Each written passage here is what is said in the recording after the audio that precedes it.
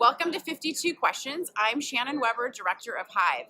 Every year, Hive answers hundreds of questions from patients, their partners, and providers. And each week in 2018, we're bringing one of those frequently asked questions to you in video format. For this week's question, I have super special guests. I'm here at the International AIDS Conference in Amsterdam, and wanting to answer the question that we often get in clinic and sometimes through email and social media, which is when is the best time to disclose?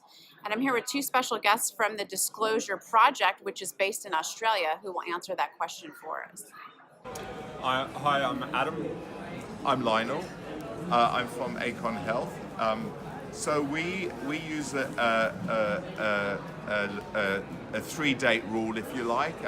If you meet someone who you're interested in, we recommend that you take the time to get to know that person.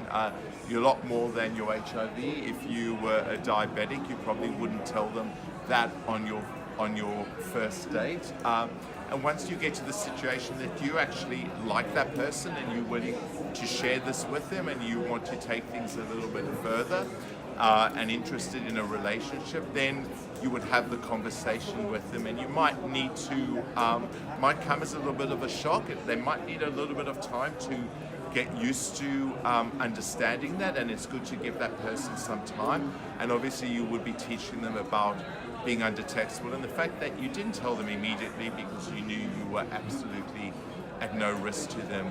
And that then gives them the opportunity to actually know you first and not just reject you based on your status. So there's a little bit of, if you like, emotional investment between the two, in the relationship between the two of you. That's what we tend to find works well for a lot of guys. Different people use different approaches, but yeah, it's about putting yourself before the virus and your status. Yeah, so that's something we talk about. I'd just like to add that it depends on the individual and their comfort. So some people might be more willing to disclose. It might be something that's quite important to them.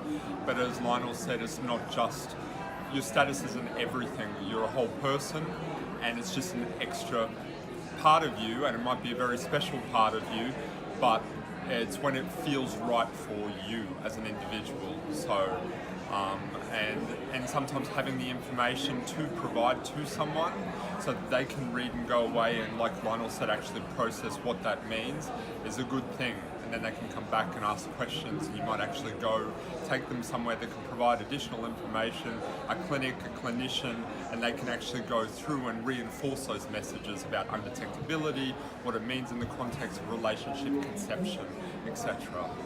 Awesome, beautiful. Thank you guys so much for joining. We're going to link to your website in the comments so folks can check out the stories from other people and learn more about when is the best time to disclose for you. All right, have a great week.